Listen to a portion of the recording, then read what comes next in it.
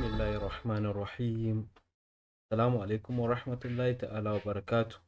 Yawan yan uwa da abokanai na intanet baki daya, barkanku da warhaka, barkanku da zuwa Cyberxploit Hausa. Kamar yadda kuka sani muna tattaunawa game da Python programming ne. To insha Allah a bidiyon mu na yau zamu yi bayani game da conditional statement. To kai tsaye zamu je mu bude VS Code namu. Na'am. So menene conditional statement? Conditional statement wasu bayani ne wanda suke dauke da wani yanayi. To me nake nufin da haka? Bayanai ne wanda suka kunshi sun kunshi wayansu sharadi da za a gindaya musu, matukar sharadin daidai ne ko kuma ya cika sharadin, bayanin ya cika sharadin, to zai executing code din nan a cikin interpreter din mu. Wannan sune a takaice abin da ake cewa conditional statement. To kai tsaye conditional statement sun kashi gida hudu. Na farko shi muke kira da if statement. If statement kamar yadda kuke gani muna da if else statement, kamar yadda kuke gani if else statement, sannan abu na uku muna da else if statement. Okay, else if statement, sannan da ƙarshe muna da abin da ake cewa da nested if statement. Wayannan su ne conditional statement da muke da su a Python guda hudu. Mun ce na farko muna da if statement, else if statement, da kuma nested if statement. Wayannan su ne conditions da muke da su a cikin Python. To yanzu ta yaya ake amfani da wayannan statement ɗin, ko in ce wayannan conditional statement ɗin? To zan yi misali yanzu uba ne yake da ɗa, sai ya ce wa ɗan nan nashi matukar ka ci 80% a cikin sakamakon result ɗinka zan siyan ma keke.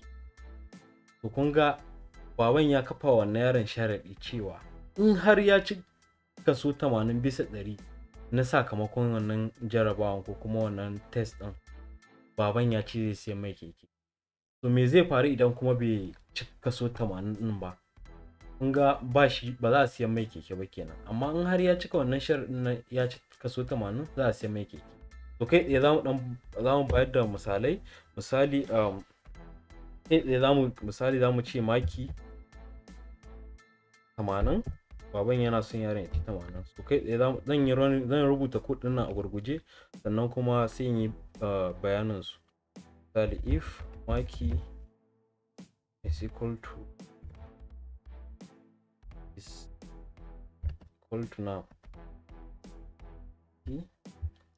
So a if statement wannan column din yana da matukar muhimmanci. Inda ka rubuta statement din, so kafin ka execute abin da kake so ka execute ne ka sa wannan semicolon din da kuke gani, sai ka danna enter. Da ka danna enter za ga wani abin mamaki, za ga cursor ɗinka ya dawo nan yana blinking. Ma'ana tazaran nan daga nan zuwa nan space 5 ne, ko wayansu sun ce 4. to automatically da ka zo nan in ka danna enter za ga ya kawo ka wannan line. To a nan line zaka ci gaba da rubuta maybe abin da kake so mu rubuta. Misali mu ce print zan siyar maka keke. So wannan kenan. To kamar yadda kuke gani wannan shine condition na farko da baban ya sa wa yaron. So zamu yi running code din nan mu ga me zai ba mu a matsayin answer mu. Kamar yadda kuke gani zan siyan maka keke. Me yasa hakan ya faru? Saboda makin mu anan 80 ne, ma'ana yaron ya ci 80. So what if makin da yaron ya ci bai kai 80 ba, mu sa 50. To shi kuma baban yana nan akan bakan shi ya ce matakar sai yaron ya ci 80 zai siyan mai keke. Bari mu running code din nan mu ga me zai ba mu a matsayin answer. To in kai running code din za ga bai baka komai ba. To kun ga wannan ka'idan da aka sa, ko kuma in ce wannan sharadi da aka gindaya bai yi executing ba, saboda bai yi daidai da abin da ake so yi ba. Shi yasa za ga bai ba mu ansa ba. So anan ne if else ya shigo. If else statement, misali baban ya ce in har ka ci maki 80, an gafarce ni, in har ka ci maki 80 zan siyan ma keke. To yanzu za mu sai misali idan maki ya fi 80, so za mu sa column to print zan siyan maka keke. Ma'ana za mu iya cewa ya fi 80 ko kuma daidai yake, ma'ana greater than or equal to 80. In daidai yake da 80 za a siyan mai keke, in ya fi 80 ma za a siyan mai keke. To idan kuma bai kai 80 ba fa, misali a nan kuma muka ce if else if ya shigo, so za mu rubuta elif. Else if ana fara shi ne da elif kamar yadda kuke gani, za ku ce elif maki is less than or equals to, bari mu sa 30 a nan. To wani kuma sharaɗi ne a nan, idan maki ya yi ƙasa daga 30 zuwa daga 0 kenan zuwa 30, ko in ce daga 30 zuwa ƙasa zuwa 0 kenan. To bari mu ji kuma me baban ya ce zai mai. Zami print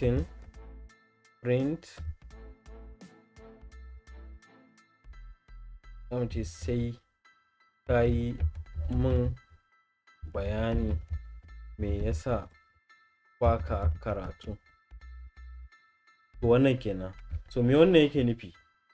Yana nufin idan wannan makin ya kai 80 ko kuma ya fi 80, za mu yi printin wannan, zan siya maka keke. To idan kuma makin na yayi ƙasa da 30, ma'ana yanzu ba a neman abin da wai za a siyan mai, yanzu ana maganar hukunci kenan. In wannan sharaɗin, me sharaɗin makin da yaron ya samu, wanda mun ce a nan 80 ne, idan makin na yayi ƙasa da 30, to baban zai yi printing, ma'ana baban zai ce mai sai yaron nan yayi mai bayanin ya akai baya karatu, ma'ana sai ka yi min bayani me yasa baka karatu. So wannan kenan. So yanzu anan makin mu 80 ne, idan muka rauni wannan code din kai tsaye za mu ga ansan mu ya bamu zan siya maka keke, saboda makin din mu 80 ne. So za mu rage makin din mu gani, kamar yadda kuke gani zan siya maka keke shine ansan mu. So za mu rage wannan maki din, misali bari mu kai shi 25. To kun ga 25 wannan statement din zai executing kenan, wannan na farko ba zai executing ba, saboda maki din bai zo daidai da 80 ba ko kuma bai fi 80 ba, asali makin 25 ne. Za mu ga me zai faru a nan. To kamar yadda kuke gani sai ka yi min bayani me yasa baka karatu. Yaron ya ci maki 25, shi yasa wannan code din ya executing, saboda maki a nan ƙasa yake da 30, shi yasa wannan zai fito mana a matsayin output din mu, saboda haka muka gindaya sharaɗin. To wannan kenan. To what if ya ci maki bai kai 80 ba sannan kuma ya fi 30? Bari mu yi running code din nan mu gani. Ma'ana yanzu bari mu yi amfani da maki, yaron ya ci maki 50 kenan, kun ga bai kai 80 ba kuma bai zo ƙasa da 30 ba. To me zai bamu a matsayin ansa mu? To kamar yadda kuke gani za mu yi running. To bayan mun running kun ga ba abin da ya bamu a matsayin ansa, saboda babu wani sharaɗi da muka wannan din shi a nan. To shi yasa bai bamu komai a matsayin ansan mu ba. To don haka a nan kuma else statement ya shigo. Else statement yana zuwa ƙarshe ne idan condition na farko da na biyu babu ansa a cikin condition na farko da kuma na biyu. To anan else yake zuwa kenan. Ma'ana in an ce if a Hausance muna nufin idan maki ya zo daidai da 80 ko kuma ya fi 80 yi kaza. Elif ko kuma maki ƙasa yake ko kuma daidai yake da 30 sai yi abu kaza. To ƙarshe kuma shine else kenan, ƙarshe na ƙarshe. So kamar yadda kuke gani shi kuma else yana fara da column ne, bayan kasa shine condition na ƙarshe. So else print babu abinda faɗan gafarce ni zan yar maka yan maka. Oh my god, babu abin da zan siyan maka, asali ma sai ka dage. Misali wannan shine abin da baban yake, ma'ana idan yaron bai ci ƙasa da 30 ba, idan kuma bai ci sama da 80 ba, shine wannan statement din namu na else zai executing kamar yadda kuke gani. To za mu yi running code din mu gani. Kamar yadda kuke gani babu abin da zan siyan maka, hasali ma sai ka dage. To a takaice dai wannan kenan game da conditional statement a Python. So wannan misali ne da muka yi using integer, kamar yadda kuke gani wannan integer ne. So za mu yi amfani da misali wanda ya shafi string kenan ko mu ce suna. So kai tsaye ba tare da na rubuta wannan code din ba, bari na paste din shi ku gani. To kamar yadda kuke gani mun declare variable sunan shi Yusuf, sannan muka ce if suna, ma'ana idan wannan sunan daidai yake da Yusuf, mi printing barka da zuwa, sannan ya printing suna, me suna Yusuf, barka da zuwa Yusuf, kai admin ne. Idan kuma suna daidai yake da Bilyamin, sai ya mana printing barka da zuwa Bilyamin, kai user ne. Idan kuma suna Zainab, sunan Zainab kenan, sai muna printing barka da zuwa Zainab, ke moderator ce. Ko kuma idan babu ko ɗaya a cikin wannan ukun, ma'ana daga if zuwa wannan elif din babu ko ɗaya, sai muna printing baka ko baki da account da mu. Kai da zamu running code din nan kamar yadda kuke gani, suna anan na farko mun ce Yusuf. To in ka danna run, za ga ya sa barka da zuwa Yusuf, kai admin ne. To kamar yadda kuke gani, so bari mu canza sunan mu mai da shi Bilyamin.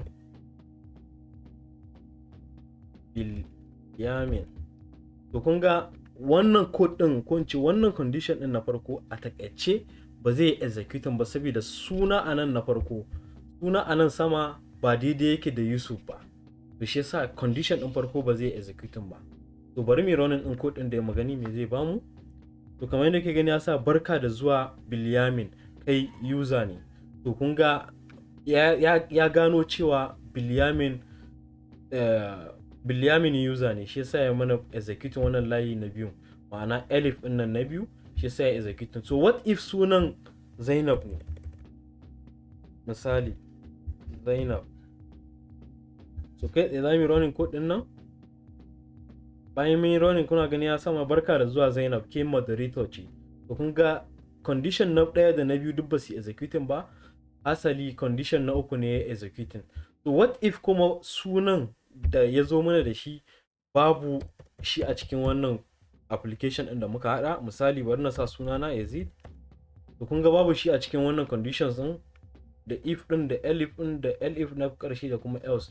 Za ga so anan ne else statement zai zo ya printing, ma'ana idan baka cikin ko ɗaya a cikin ukun can, to shine condition ɗin ƙarshe zai execute.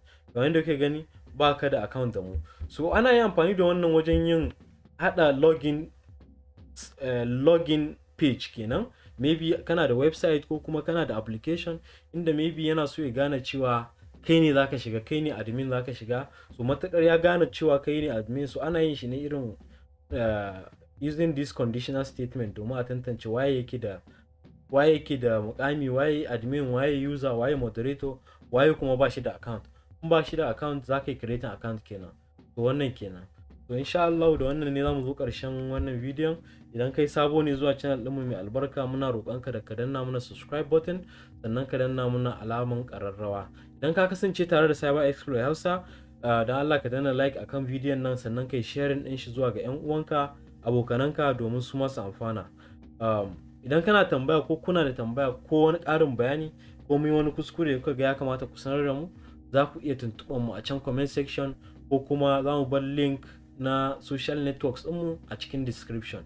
Za ku iya zuwa can ku tuntuɓe mu kai tsaye, insha Allah za mu ba ku ansa.